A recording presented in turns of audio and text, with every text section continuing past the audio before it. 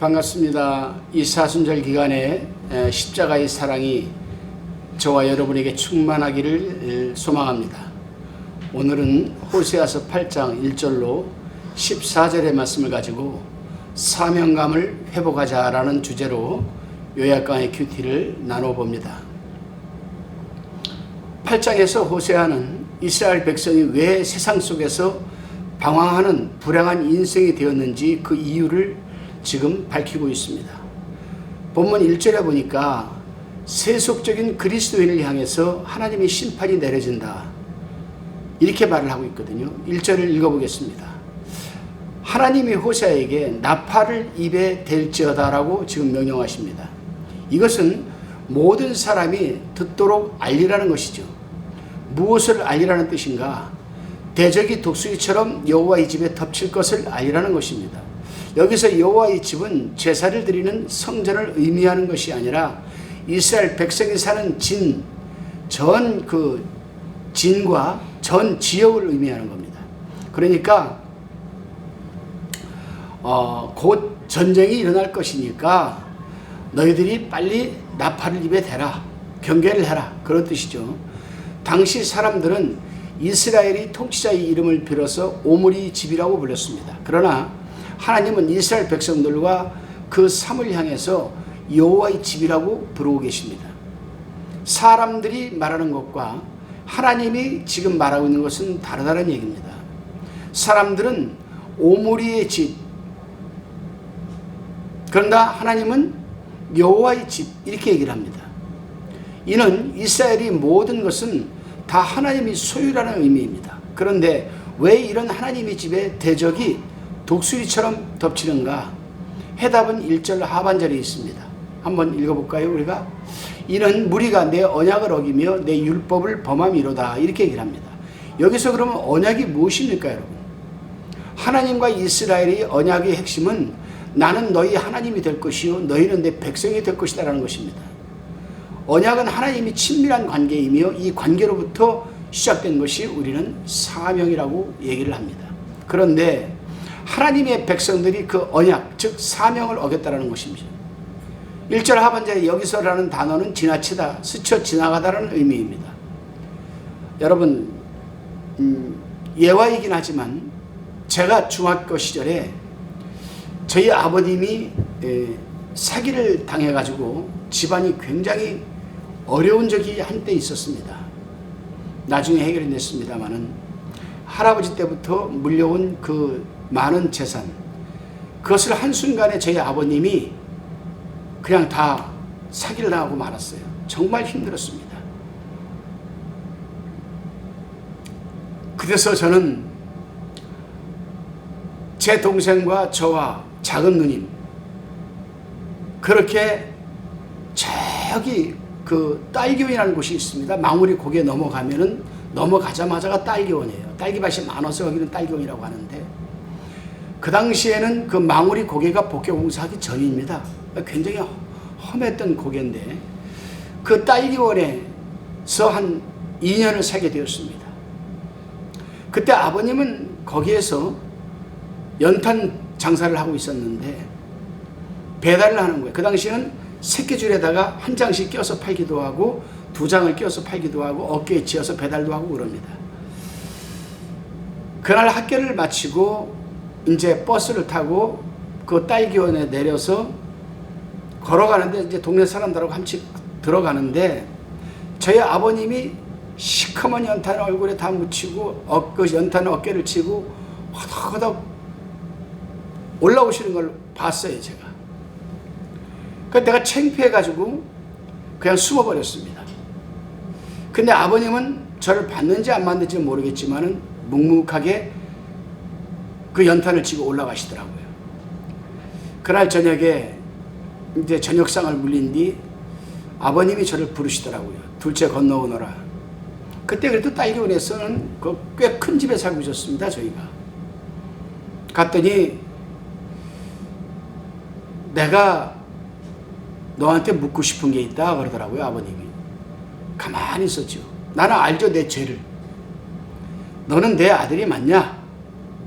말 안 했습니다.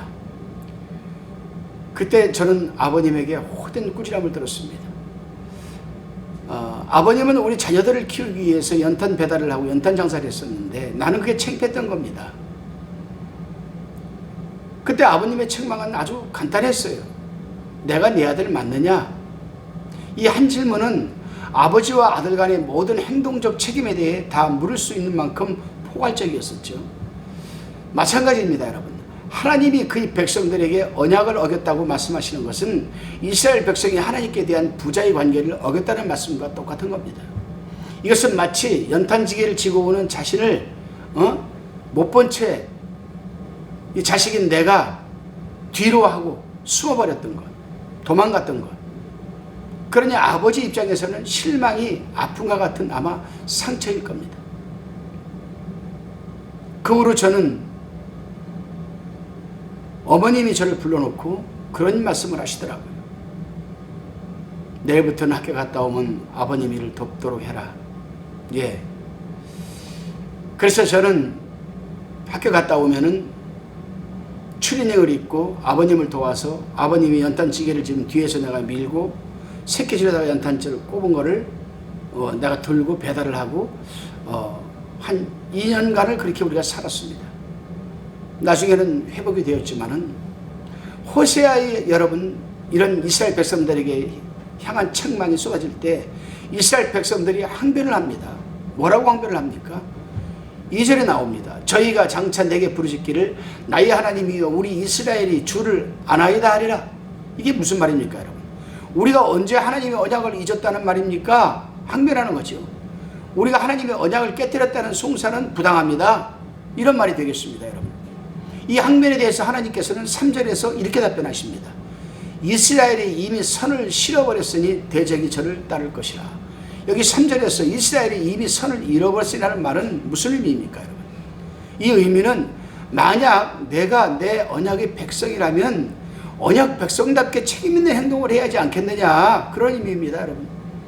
제가 우리 아버님이 민자 영자 성자인데 민영성의 둘째 아들이라면은 아버지가 연탄저기를 지게 오면 아버님 힘들죠? 제가 뒤에서 밀을게요 라고 창피한 것도 뒤로 하고 아버님 연탄지게를 밀어줘야 되는 것이 책임있는 행동 아니겠습니까, 아들로서? 그렇습니다, 여러분. 이 의미는 언약이 주는 각종 약속과 선물을 의미합니다. 하나님이 우리 인간과 언약적 관계를 갖게 될 때에는 그 언약이라는 여러분 그 컨셉 안에는 무수히 많은 축복의 장르가 들어가 있습니다, 여러분. 이 장르를 우리가 어떻게 받아 누리느냐에 따라서 여러분 우리 신앙생활이 여러분 달라질 수가 있는 거죠. 그래요, 여러분. 하나님과 이스라엘 백성과의 언약적 그 관계는 각종 축복의 약속과 선물이 들어있다는 겁니다. 이 말씀도 구체적으로 말해보면 내가 내 참 언약을 받은 하나님의 백성이라면 왜 그 언약의 약속과 선물들을 포기한 채 사느냐, 하나님의 책망일 수도 있죠.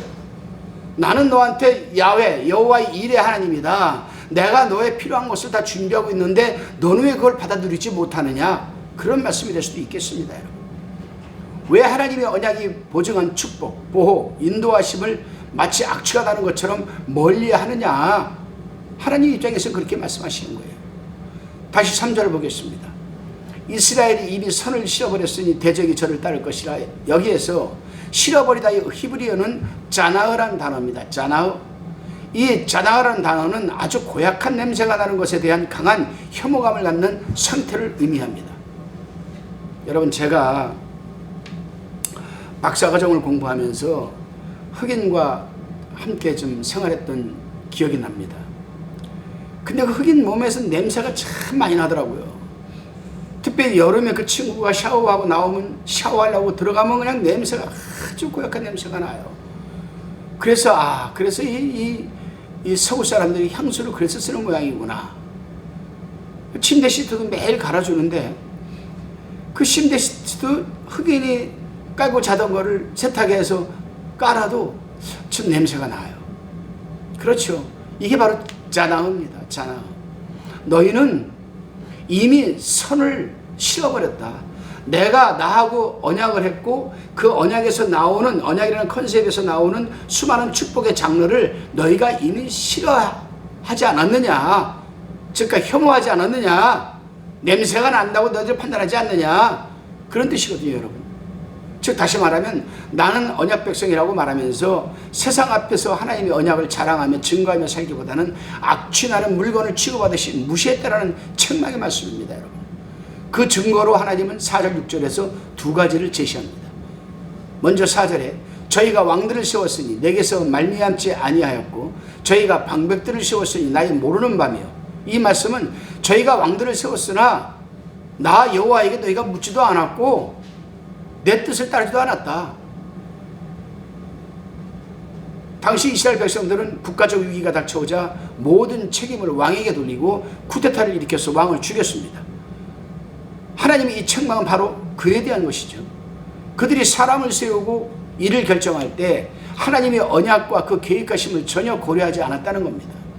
하나님은 그들이 왕을 선출하고 방백들을 세우는 것, 그 자체에 대해 책망하는 것이 아니라 그 문제를 하나님의 방식으로 처리하지 않았다라는 겁니다. 그들이 하나님의 사명을 가진 거룩한 존재임을 그 문제 속에 적용시키지 않았다는 점을 책망하는 것이죠. 이 말씀을 좀 더 우리가 구체적으로 디테일하게 좀 우리에게 적용을 시켜버리면요, 너는 그리스도인이면서 왜 기도하지 않느냐, 너는 그 문제가 좀 산적되어 있는데 왜 기도하지 않고 말씀을 멀리하느냐, 이거 아니겠습니까, 여러분? 너는 어떻게 집사라는 사람이, 권사라는 사람이, 장로라는 사람이 너 그 문제를 놓고 나한테 기도하지 않고 말씀에서 뭐라고 하는가 생각하지도 않고 인본주의적인 방법은 너희 생각과 판단으로 그 일을 처리하려고 하지 않았느냐, 그래서 실패한 거 아니냐, 이겁니다.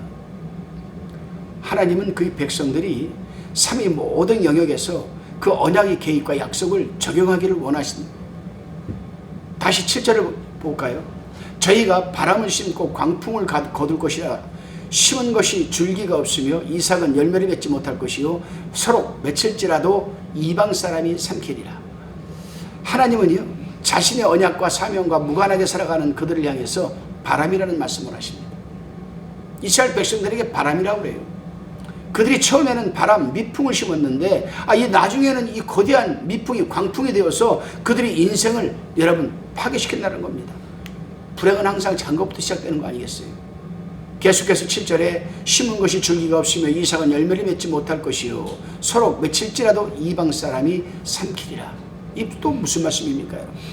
하나님과 그의 나라를 위해서 심지 않은 그 모든 것은 결국 이방인이 삼키게 된다는 것을 말씀하시는 겁니다. 여기 삼키다는 요나서 1장 17절에서도 사용된 단어이죠.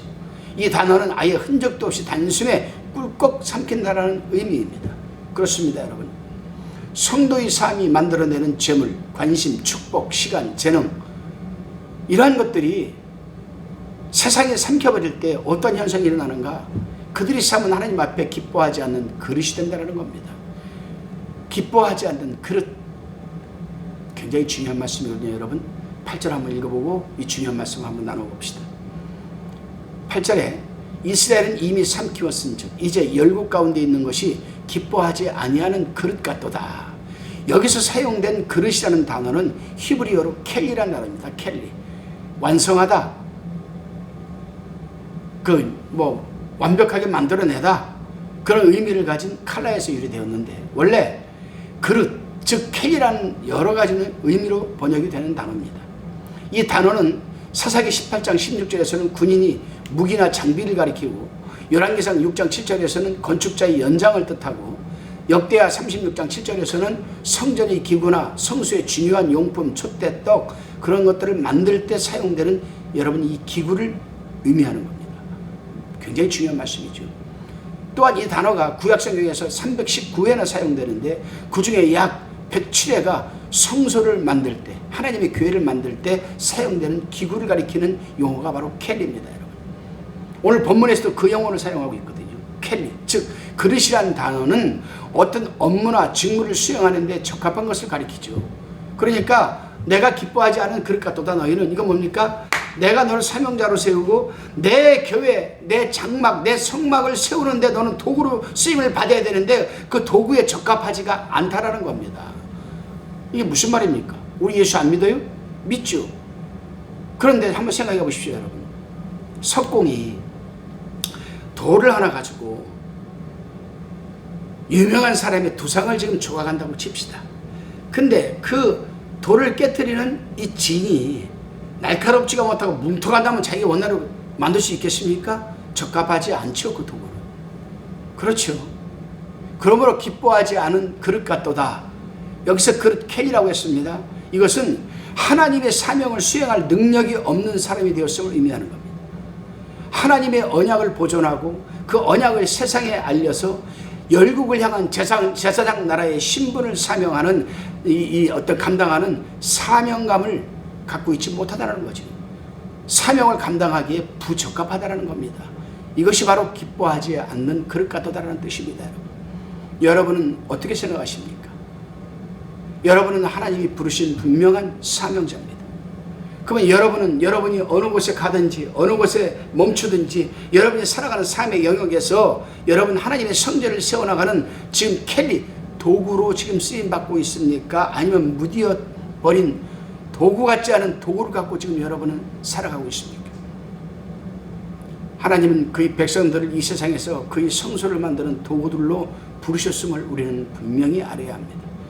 우리가 서 있는 곳이 하나님이 임재하시는 성전이 되어야 하죠. 하나님이 거룩한 여러분 이 왕의 옷을 절대로 숨기지 말라. 하나님은 우리를 통해 그분의 성전이 이 땅에 지어져가는 것을 보기 원하신다. 우리는 어느 곳에 가든지 사명자로서의 여러분 역할을 감당해야 돼요. 그게 바로 여러분 켈리 그릇입니다. 예를 든다면 하나님께서 여러분 사도 바울에게 뭐라고 했습니까? 가라. 이 사람은 많은 사람들과 왕 앞에서 나를 증거하기 위해 택한 나의 그릇이다. 켈리. 거기서도 켈리가 적용되거든요. 사도 바울은 어느 곳에 가든지 하나님의 성전을 세워나가는 켈리 도구로 쓰임을 받았습니다. 예수님도 그렇습니다. 여러분.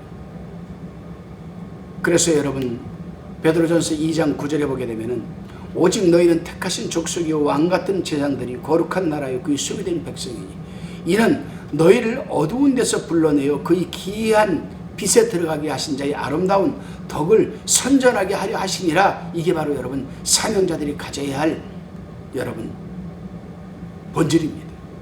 그렇습니다. 우리의 믿음이 세속화되고 무능력하게 되는 가장 근본적인 이유는 우리가 하나님과 세상 앞에 어떤 존재인가를 알지 못하고 하나님이 우리에게 주신 사명을 잊고 살기 때문입니다. 바꿔 말하면 이 세상에서 가장 능력 있는 성도는 하나님의 언약과 사명을 붙들고 그 나라와 영광을 찬양하면서 그리스도와 그 이름을 위해서 기꺼이 고난을 받으면서까지 사명을 감당하는 켈리, 하나님이 기뻐하는 그릇이 되는 겁니다. 그래서 성경은 히브리서 11장 38절에서 이런 후자의 사람들을 뭐라고 합니까? 이런 사람은 세상이 감당치 못하도다. 그렇게 히브리서 11장 38절에서 증거하고 있어요. 그렇다면 하나님이 그릇으로 켈리로 사용되지 못할 때는 어떤 일이 생기는가? 9절에서 10절 읽어보시기 바랍니다. 하나님의 언약과 사명을 잃은 사람에게 찾아오는 첫 번째 현상은 방황과 여러분 외로움입니다. 9절에 보니까 저희가 홀로 처한 들나귀처럼 아수르로 가는 이렇게 얘기를 합니다. 이 모습을 한번 생각해 보십시오. 상상해 보십시오. 들나귀가 사막 가운데에서 혼자 걸어가는 모습이 얼마나 여러분 처량하고 얼마나 여러분 외롭겠습니까? 방황하는 거죠. 다시금 11절에서 14절까지 살펴보면 왜 성도들이 세상에서 하나님의 언약과 사명을 잊은 채 세속화되어 가는가? 그 원인을 지금 설명하고 있습니다. 첫 번째, 종교적 재단의 무력화입니다. 종교적 재단의 무력함. 11절을 읽어보게 되면 에브라임이 죄를 위하여 재단을 많이 만들더니 그 재단이 저로 범죄케 하는 것이 되었도다. 그들은 끊임없이 자신들이 죄 문제를 가지고 씨름하면서 더 많은 재단을 만들어버리고 그 앞에 나오고 있습니다. 그러나 죄의 문제를 해결하기 위해 많은 제단을 세웠음에도 불구하고 죄의 문제를 해결하지 못하고 오히려 그 제단이 죄를 더 범하게 만드는 장소가 되었다 이 말입니다. 여러분, 세상에 세속화되는 사람들이 공통점은 제단을 통해 사제 은총과 감격을 얻지 못하는 이 부분에 있습니다. 종교적인 활동과 노력은 증가했음에도 은혜를 못 받는 현상이 일어나는 것이죠. 오늘날도 마찬가지 아니겠습니까, 여러분? 공예배에 빠지지 않습니다. 헌금도 잘 내요. 전도 또 구역예배 참석 잘합니다. 그런데도 그 사람들은 만족감을 못 느껴요. 만족감을 못 느낍니다. 은혜를 받지 못해요. 왜 그렇습니까, 여러분? 두 번째 생각해야 할 부분이 바로 이 부분입니다. 하나님의 말씀을 적용시키는 관심과 의지가 없다는 겁니다. 12절 뭐라고 합니까? 내가 저를 위하여 내 율법을 만 가지로 기록하였으나 저희가 관계없는 것으로 여기도다. 하나님은 율법을 만 가지로 기록하셨다고 합니다. 만 가지는 수를 헤아릴 수 없을 만큼 많은 것을 의미하죠. 여러분 한번 생각해 보세요. 여러분은 소낙비가 내리면 그 빗줄기를 셀 수 있습니까? 그럼에도 그들은 자신들을 위해 들려오는 만 가지의 말씀들을 자신과 관계없는 것으로 여긴다는 겁니다. 여기서 관계없는 것으로 여긴다는 뜻은 이상한 것을 생각한다는 겁니다. 등을 돌린다는 의미입니다, 여러분. 예를 들어서 한번 생각해 봅시다. 강대상에서 목사님이 책망에 대한 설교를 지금 하고 있습니다. 근데 성도들이 목사님이 또 나를 말씀으로 까는구나, 목사님이 또 나에 대해서 뭐라고 하는구나, 이렇게 오해를 한다니까요. 근데 어떤 사람은 이렇게 받아들여요. 아, 하나님이 나를 책망하시는구나. 하나님, 아멘, 아멘. 제가 부족했습니다. 제가 잘못했습니다. 아, 이렇게 돼야 되는데. 세 번째로, 세상의 쾌락주의를 신앙생활에 너무 많이 받아들였다는 겁니다. 본문 13절에 보십시오. 내게 드리는 제물로 말할지라도 저희가 고기로 제사를 드리고 먹거니와 여호와는 그것을 기뻐하지 아니하고 이제 저희의 죄악을 기억하여 그 죄를 벌하니 저희가 애굽으로 다시 가리라. 여기 저희가 고기로 제사를 드리고 먹거니와 이렇게 기록되어 있죠. 유대인들이 구약제사 의식에는 공동 식사가 없었습니다. 그러나 당시 이방 종교에서는 제사를 드리고 함께 모여 풍악을 울리고 춤을 추며 즐기는 시간이 있었죠. 그러니까 저희가 고기로 제사를 드리고 먹거니하는 것은 지금 우상 숭배에 빠져 지금 해독이고 있다는 겁니다, 여러분. 그러나 하나님은 그것을 기뻐하지 아니하시고 오히려 그 죄악을 기억하신다라고 합니다. 사실 우리 신앙이 세속화되었다는 반증은 교회에게 너무나 지나친 즐거움을 요구한다는 겁니다. 그러나 하나님은 그것을 기뻐하지 않는다고 지금 말씀하고 계세요. 그리스도인들은 교회에서 하나님의 말씀을 통해 하나님을 만나는 영적인 즐거움을 가장 귀하게 여겨야 됩니다. 요즘은 참 시대가 아무리 스피드 시대를 지나서 초스피드 시대를 지나서 과학적인 시대에 살고 있다 하지만 목사가 20분 이상 설교하면 목사 자격 없다. 이게 뭔 말입니까, 여러분? 강남권에 가서 목회하려면 설교를 20분 안에 끝내야 된답니다. 그래야 강남권에서 설교할 수 있는 목사가 된다는 거예요. 그것은 자신들이 즐거운 교회에 와서 자신들의 맞춤 설교를 듣기를 원하고 자신들의 즐거움을 원하는 것이지 하나님은 기뻐하시지 않는다고 말씀합니다. 결국 하나님은 세속주의에 깊이 물든 그들에게 저희가 애굽으로 다시 가리라 이렇게 말씀하고 계세요. 이 본문에서 가장 무서운 말씀이죠. 이 말씀은 그들이 이스라엘이 구원받기 전 애굽에서 종살이하던 그 신분처럼 살아가게 된다는 겁니다.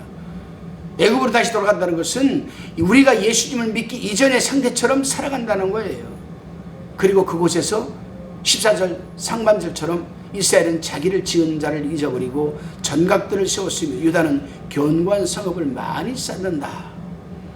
여기서 잊는다라는 말씀이 있죠. 자기를 지은 자를 잊어버리고 에레미야 50장 6절에서처럼 발견하지 못했다는 의미로 사용되었습니다. 하나님을 발견하지 못한 사람들의 삶은 단지 무엇을 세우고 쌓는 일에 몰두하게 된다는 의미입니다. 자, 이제 하나님이 무엇이라고 말씀하시는가? 14절 하반절입니다. 내가 그 고을들의 불을 보내어 그 성도를 삼키게 하리라. 이 불은 하나님의 언약과 사명을 잊은 채 세속에 빠져 사는 그 백성들을 향해 타는 하나님의 불입니다. 심판의 불이죠. 하나님의 언약과 사명을 잊어버린 그 백성들을 향해 하나님은 불이 타고 있다라고 합니다. 하나님이 타락한 이 세상에서 그의 사명자들을 일으키기 위해 이 땅에 불을 보내고 계십니다. 이 불은 우리 삶 속에서 영원히 썩지 않을 것과 불에 타버릴 세상적인 것들을 여러분 구별시킵니다. 그래서 우리로 오직 영원히 쇠하지 않고 썩지 아니하는 가장 귀한 것이 무엇인가를 깨닫게 해줍니다. 한마디로 우리에게 사명을 일깨우는 사명의 불입니다. 그렇습니다, 여러분. 이 사명의 불은 사명을 향해 타오르는 불이며 그리스도에게는 이 불이 분명히 있어야 됩니다. 여러분에게는 이 사명의 불이 있습니까? 복음을 전하지 않고서는 여러분 감당할 수 없는 그러한 죄책감, 이 속에서 막 그냥 그 사명의 불이 타오르는 이 불, 성령의 불입니다. 이 불이 저와 여러분에게 함께 내주하기를 또 발산하기를 기원합니다. 기도하시겠습니다. 하나님, 우리가 무엇이가 한데 이 세상의 모래알처럼 무시 많은 사람 가운데서 우리를 아버지 하나님 선택하여 주셔서 아버지 잡을 수 있는 귀한 믿음 주시고 천국 백성 반세에 세워주신 것을 감사합니다. 아버지 하나님, 썩어 없어질 것에 우리가 열심을 다할 것이 아니라 영원히 썩지 않고 쇠하지 않는 사명의 불에 타는 아버지 하나님 삶이 영위되게 하여 주옵소서. 그래요, 하나님이 기뻐하는 그릇이 되게 하옵소서. 우리가 오늘 하루도 어디 가서 머물든 삶의 영역이든 어디든 직장이든 사업장이든 그곳에서 하나님의 성전을 세워나가는 도구로 쓰임받는 하나님이 기뻐하는 그릇이 되게 하여 주옵소서. 예수님의 이름으로 기도하옵나이다. 아멘.